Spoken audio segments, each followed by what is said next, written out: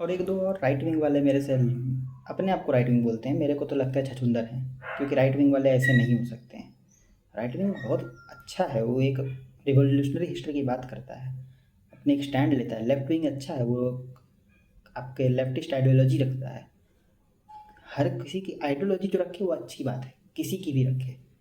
हाँ, उसमें terrorist ideology की हम बात नहीं कर रहे हैं, लेकिन पॉलिटिकल आइडियोलॉजी अच्छी है अगर कोई रखे, कोई लेफ्टिस्ट हो, कोई राइट विंग का हो, कोई न्यूट्रलिस्ट हो, सब अच्छी बात है। लेकिन कुछ लोग हैं अंधभक्त, इन्हीं को बोलते हैं। हमको एक जन बोलता है ना, मेरा ही फ्रेंड लिस्ट में है, हम विथ नेम बताना चाह रहे हैं बट कंट्रोल कर रहे हैं।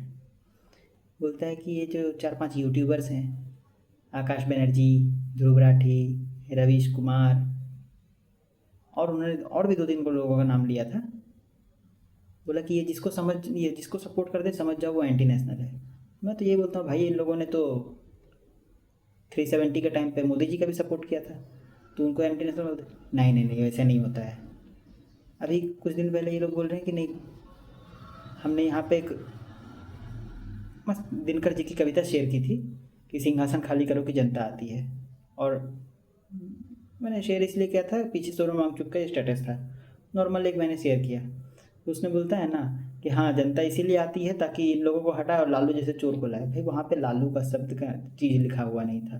लालू कौन है, कैसा है, गरीबों का कोई मसीहा बोलता है, किसी को चारा घोटाला का आरोपी समझ में आता है, जिसको जो बोलना है बोले, मैं उसको ओपिनियन ही नहीं किया। मैं यहाँ पे किसी को समर्थन कर रहा हूँ, इनको वहाँ पे घुसेड़ना है अपनी नाक। ऐसे ऐसे बहुत सारे लोग हैं जो प्रोटेस्ट पे भी पहुँचे हुए थे, जो ज़बरदस्ती उमर खालिद को घुसेड़ रहे थे प्रोटेस्ट में, सरजील इमाम को घुसेड़ रहे थे। भाई जिनका नाम का वहाँ पे प्रोटेस्टर्स नहीं ले रहे हैं, उनको तुम क्यों ले रहे हो? क्योंकि तुमको अपनी नैरेटिव सेट करनी है।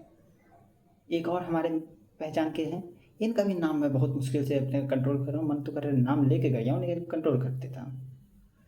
इनको हिस्ट्री बताओ तो नहीं भैया, बुक में तो जिसको जो मर्जी हुआ, जिसकी सरकार थी वो लिख दिया। बोले आर्काइव्स में जाके देख लीजिए, आर्काइव्स में वही रखा जाता है जो उनके सरकार के टाइम पे उनको रखना जरूरी लगा। तो भैया आपको बुक्स नहीं माननी है, आर्काइव्स के डॉक्यूमेंट्स नहीं देखने हैं, एंशियंट हिस्ट्री में आपको इतिहास के जो है आर्कोलॉजिकल प्रूफ्स नहीं देखने हैं।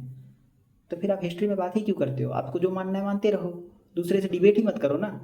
इन्होंने मेरे को पूछा था कि आपको क्या लगता है कि गांधी और सुभाष दोनों में सबसे ज़्यादा बड़ा योगदान किसका था?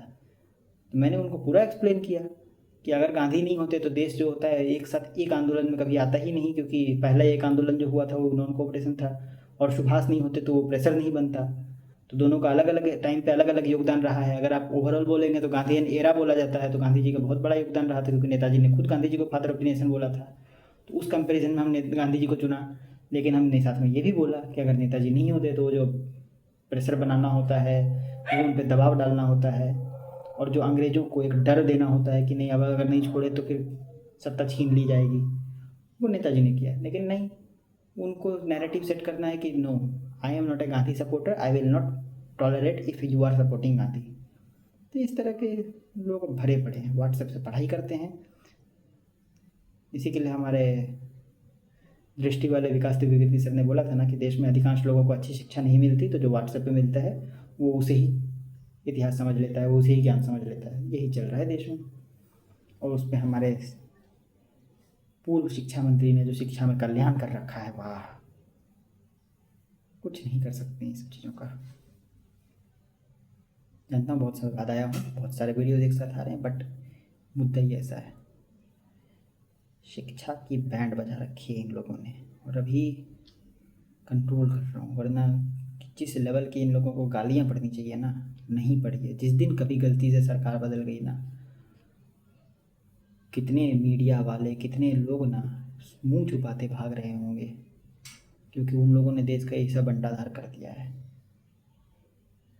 चाहे अभी के टाइम में तुम्हारा वो जो होता है कि इतने लोग जो होता है ना, जो राम मंदिर के टाइम पे अपने आप को राइट विंग बोलने वाले एक दो आ गए थे कि नहीं हिंदुओं का पैसा हिंदुओं ने चुराया, तुम्हारा पेट में क्यों दर्द हो रहा है, या फिर वो जो हिजड़े की आवाज़ में चिल्लाते रहती है कि नहीं कांग्रेस से पैसा खाया है, कितना पैसा खाया है, कहाँ से खाया है, वो कौन सा आपका हिंदू रक्षा दल वाली, या फिर वो दाढ़ी वाला, क्या नाम है, मैं सबके नाम अभी रिकॉल नहीं हो रहे हैं, जो ओपनली सोशल मीडिया पे डेथ थ्रेट्स, रेप थ्रेट्स देता रहता है। इन लोगों के ऊपर कार्रवाई भी नहीं होती है जब, क्योंकि सत्ता से संरक्षण प्राप्त है, लेकिन सत्ता क्या बोलेगी, नहीं जी हम तो बड़े पीसफुल लोग हैं, हम लोग इनको सपोर्ट नहीं करते हैं।